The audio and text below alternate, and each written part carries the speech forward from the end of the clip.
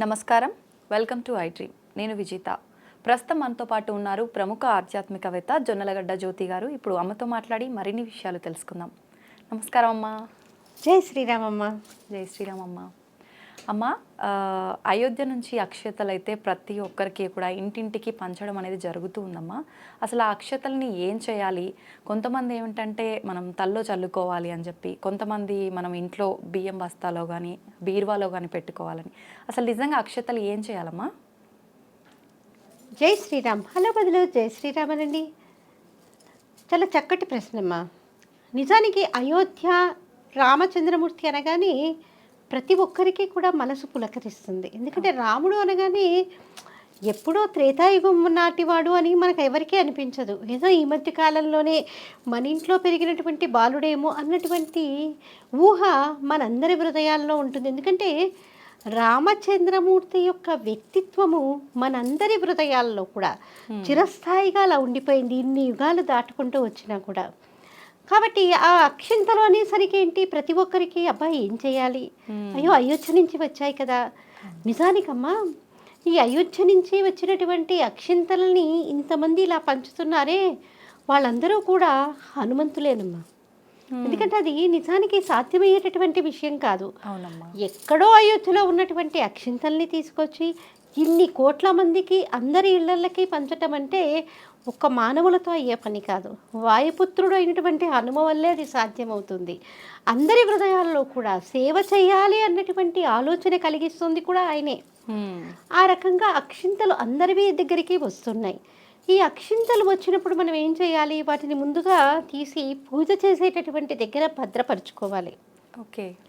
భద్రపరుచుకొని వాళ్ళు ఏవో చాలా చాలా సోలలు కిలోలు ఇవ్వరు. ఎందుకంటే వచ్చినవి చాలా కాచినవి, వచ్చినవి ఇంకొన్ని అక్షంతల్లో కలిపి మనందరికీ కూడా పంచుతూ ఉన్నారు. అక్షంతలు అంటే ఏంటి, క్షతము కానటువంటివి.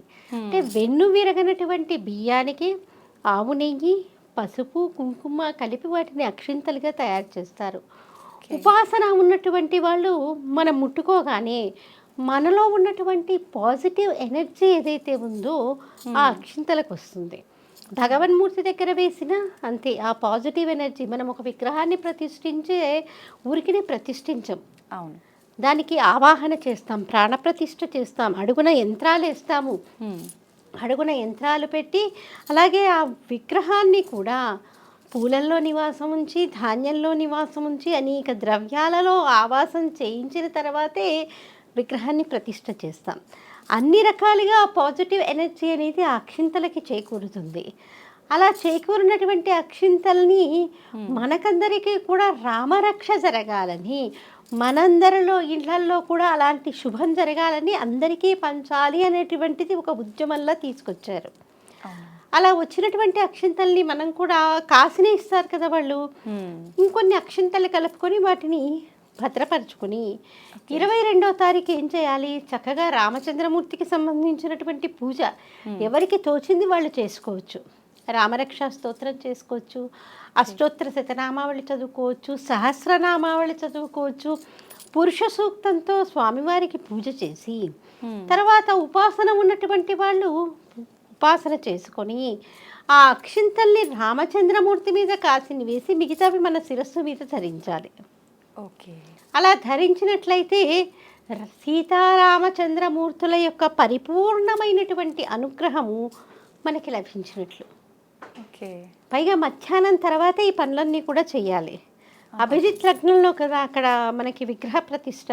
అవునమ్మా. ఆ రోజు మధ్యాహ్నం తర్వాత ఈ విగ్రహ ప్రతిష్ట అయిన తర్వాత ఈ అక్షింతల్ని రామచంద్రమూర్తి మీద వేసి మనం అవి శిరస్సు మీద వేసుకుంటే ఒక రకంగా మనకి కూడా మనసులో తృప్తి.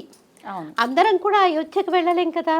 పైగా మన ప్రధానమంత్రి గారు మోడీ గారు కూడా చెప్పారు, ప్రతి ఒక్కరూ ఇప్పుడే అయోధ్యకు వచ్చేయకండి, కొంచెం నిదానంగా రండి, ప్రతిష్ఠ జరుగుతోంది కాబట్టి ప్రతిష్ఠ అయిన తర్వాత కొంచెం ఈ యొక్క రద్దీ తగ్గిన తర్వాత రండి అని చెప్తున్నాను. నిజమే కదా.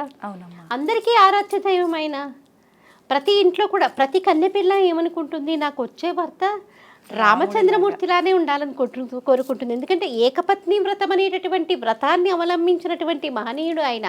అంతటి సుందర రూపం ఉన్నటువంటి, సకల గుణాలు ఉన్నటువంటి రూపం ఆయన. కాబట్టి ప్రతి ఆడపిల్ల అలా కోరుకుంటుంది. పైగా కడుపుతో ఉన్నటువంటి స్త్రీ కూడా ఏమనుకుంటుంది, చిలిపి చేష్టలన్నీ కూడా కృష్ణుడి లక్షణాలు రావాలని కోరుకుంటుంది, బుద్ధులన్నీ కూడా రామచంద్రమూర్తివి రావాలని కోరుకుంటుంది. ఎందుకంటే ఆయనకి తనామనా భేదం లేదు. అయ్యో వీడు నాకు సేవకుడే, వీడితో నేను ఎందుకు మాట్లాడాలి అనుకునేవాడు కాదుట. పైగా తానే మొదలు పలకరించేవాట. అలాంటి వాళ్ళు ఎవరుంటారండి ఈ మధ్యకాలంలో? నేను వీళ్ళతో ఎందుకు పలకరాలని బాంధవ్యాలు ఉన్నటువంటి వాళ్ళమే మనం పలకట్లేదు. అవును. అక్క అన్నలు మాట్లాడుకోవాలన్నా వాడు నన్ను ముందు పలకరించలేదు కదా అని పట్టుపడుతున్నటువంటి రోజుల్లో ఆ రామచంద్రమూర్తి మనకేం నేర్పించాడు? మనమే ముందు పలకరించాలి, పోయేదేముంది? అవును. పలకరిస్తే గొడవలు ఉండవు కదా అని ఆయన సేవకుడు అని చూడకుండా ఆయన ముందే పలకరించేవాడు. అంతటి మహనీయమూర్తి, అందరినీ కూడా ప్రేమగా చూసేవాడు. అలాంటి వ్యక్తిత్వం ఉన్నటువంటి మనిషి అనగానే ప్రతి ఒక్కరికి హృదయంలో ఒక రకమైనటువంటి ఆనందం. పైగా ప్రతి వాళ్ళని చూడండి, చట్టి పిల్లలకు అన్నం పెట్టేటప్పుడు రాముడికి సంబంధించినటువంటి నీతి కథల్ని చెప్తూ ఉంటాం. రామచంద్రమూర్తి ఇలా చేశాడు, రాముడు ఇలా అమ్మా నాన్నల్ని సేవించుకున్నాడు, కాబట్టి పెద్దయ్యాక నువ్వు కూడా తల్లిదండ్రులకు ఆ రకంగా గౌరవించాలనే చెప్తాము. క్షాత్రంలో కూడా అంతే, ప్రతి విద్యలో కూడా ఆయన అంతలా ముందుండేటటువంటి వాడు. అంతటి మహనీయుడి దగ్గర నుంచి వచ్చినటువంటి అక్షింతలకి, అలాగే ఆయన యొక్క వ్యక్తిత్వానికి మనము ఆ గౌరవాన్ని ఇచ్చి ఆ రోజు ఇంత వైభవంగా ప్రపంచం మొత్తం కూడా పండుగ జరుపుకోవలసినటువంటి రోజు. ఎందుకంటే ఇది ఎప్పటి నుంచో జరుగుతున్నటువంటి ఒక రకమైనటువంటి యుద్ధం. అవునమ్మా. ఆ యుద్ధం ఇప్పుడు సాకారం కాబోతోంది. నిజానికి మేము 10వ తరగతి ఇంటర్మీడియట్ చదివేటటువంటి రోజుల్లో పరీక్షల దగ్గరికి వస్తున్నాయి.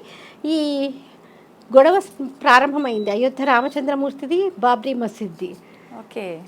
అసలు పరీక్షలు అయితాయా కదా, పోస్ట్ పోన్ అయితాయా? అలా జంట నగరాల్లో అయితే అప్పుడు కర్ఫ్యూ కూడా పెట్టినట్టున్నారు. మేము అక్కడ మా నాన్నగారు ఉద్యోగరీత్యా వేరే దగ్గర ఉండేవాళ్ళం. అసలు పరీక్షలు అయితాయా రావా కావా అంటే ఇంకా అప్పుడు చిన్నపిల్లలం కాబట్టి అయోధ్యలోనే కదా రామచంద్రమూర్తి పుట్టింది, ఆయన కూడా అక్కడే ఉండాలి కదా, అక్కడ ఉండకుండా ఇంకో చోట ఉండాలని వీళ్ళందరూ ఎందుకు కొట్లాడుకుంటున్నారు, దానికి ఇంత గొడవలు ఎందుకు అన్నటువంటి ఆలోచనతో మాకు ఎటు తోచేది కాదు. కాబట్టి అంతటి గొడవలు జరిగి ఎంతోమంది వాళ్ళ ప్రాణాలను కూడా ఒడ్డారు. ఎంతోమంది ప్రాణాలను ఒడ్డి రామచంద్రమూర్తి మీద ఉన్నటువంటి ప్రేమ అలాంటిది మనందరికీ కూడా. నిజానికి చూడండి, చాలామంది ఇళ్లల్లో శ్రీరామ అని రాయకుండా అసలు ఏ కార్యక్రమం మొదలుపెట్టరు. ఒక శుభకార్యం అయితే పేపర్ మీద శ్రీరామ అని రాసే ఏ పనైనా మొదలు పెడతారు.